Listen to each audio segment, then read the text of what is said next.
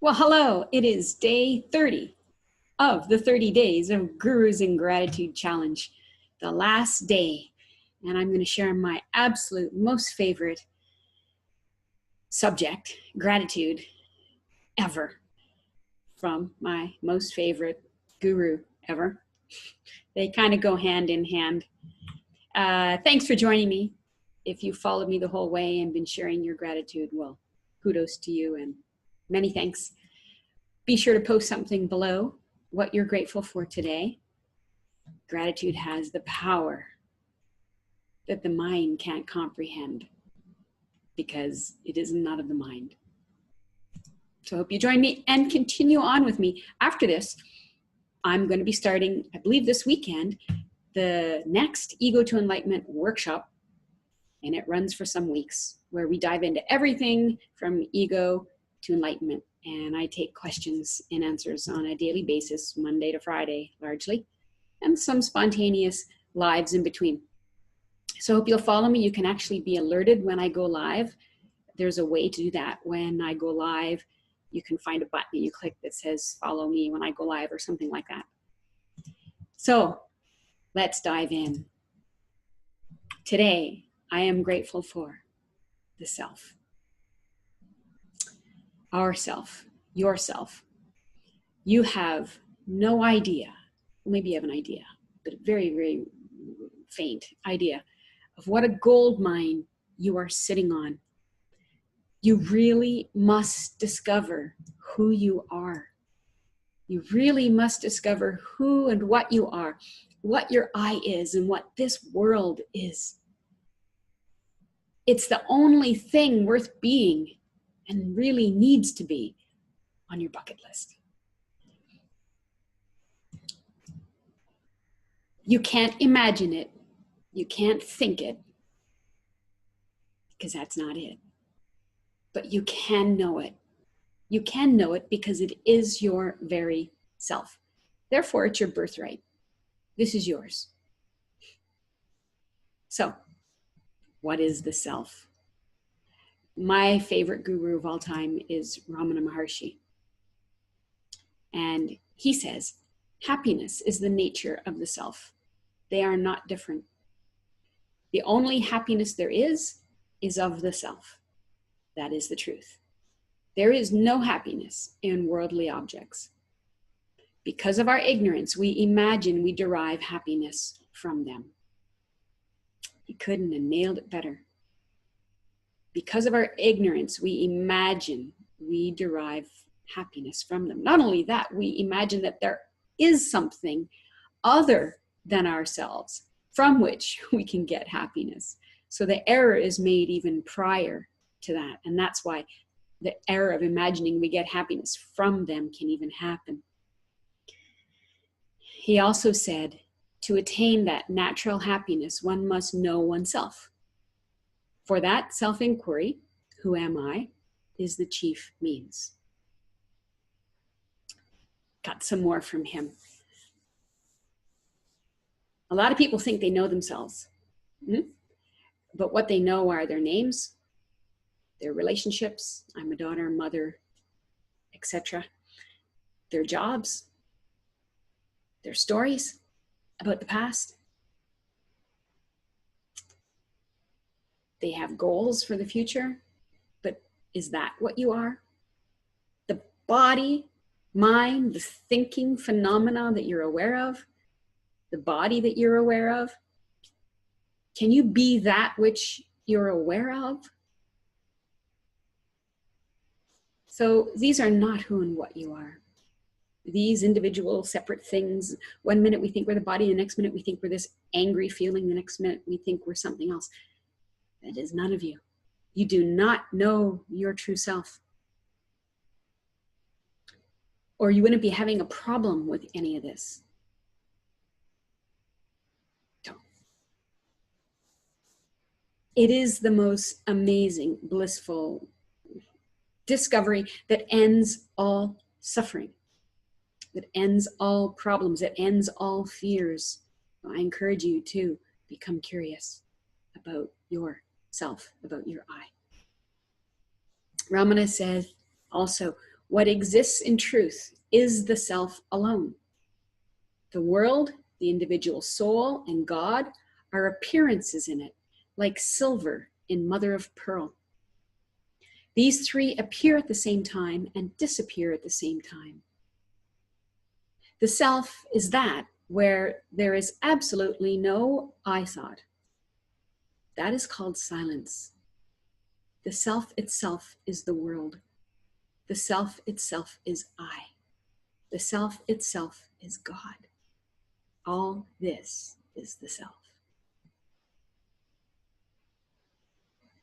Another guru that I was listening to or reading for a while, because he's not alive, so I wasn't listening to him, but you can see some videos, is Sri Nisargadatta Maharaj.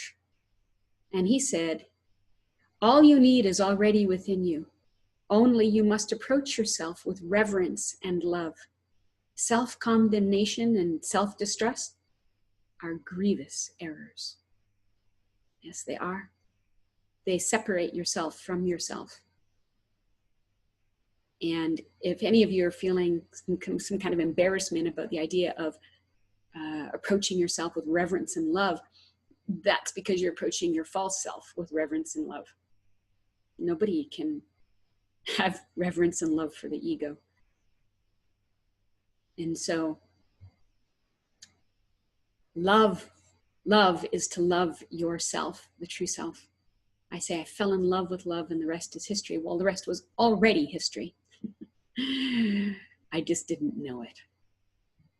And then in that moment, you know it and it's over. This is also why I say it's history.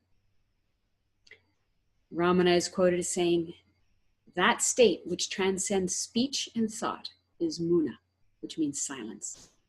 How can silence be explained in words?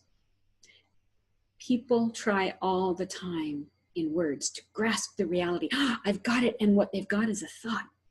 That's not it. How can silence be explained in words? They can't. Ramana also said, sages say that the state in which the thought I, the ego, does not rise even in the least alone is self, which is silence. That silent self alone is God. Self alone is the jiva, or the individual soul. Self alone is this ancient world. All other kinds of knowledge are only petty and trivial knowledge. The experience of silence alone is the real and perfect knowledge. Know that the many objective differences are not real, but are mere superimpositions on the self.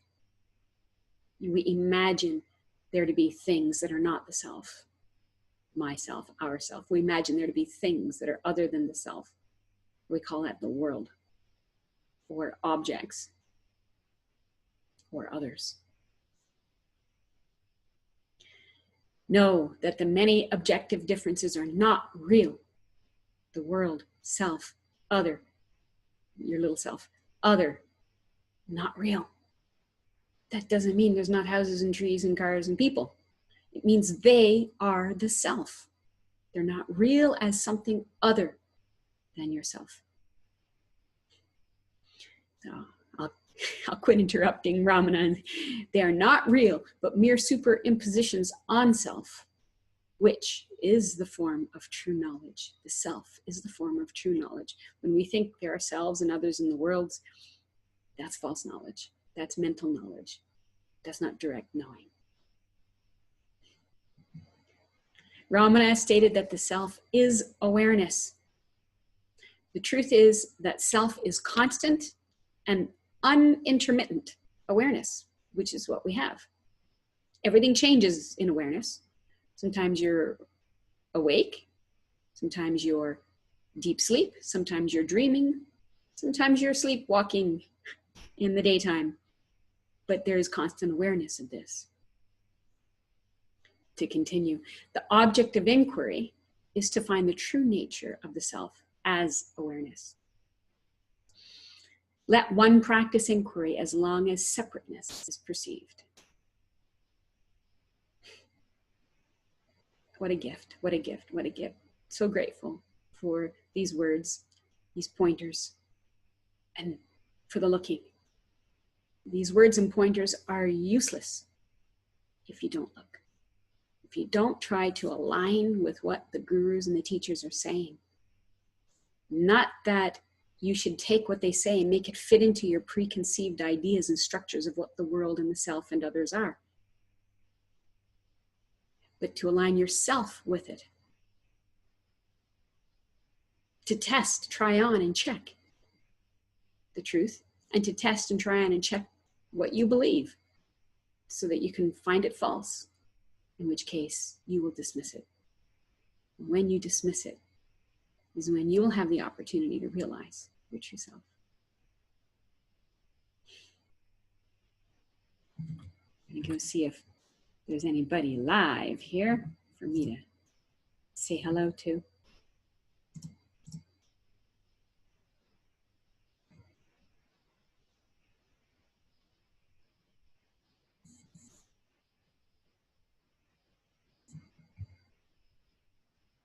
And we have Kathy, Jerry, hello, hello. What's Rumi's story? Rumi's story. I don't have Rumi's story, but you can Google it up. Welcome, thanks for joining me. I know there's more out there who aren't saying hello. Thanks for joining me as well. Especially on the last day as we celebrate 30 days of Gurus in Gratitude and the launch of the next Ego to Enlightenment workshop coming to you this weekend.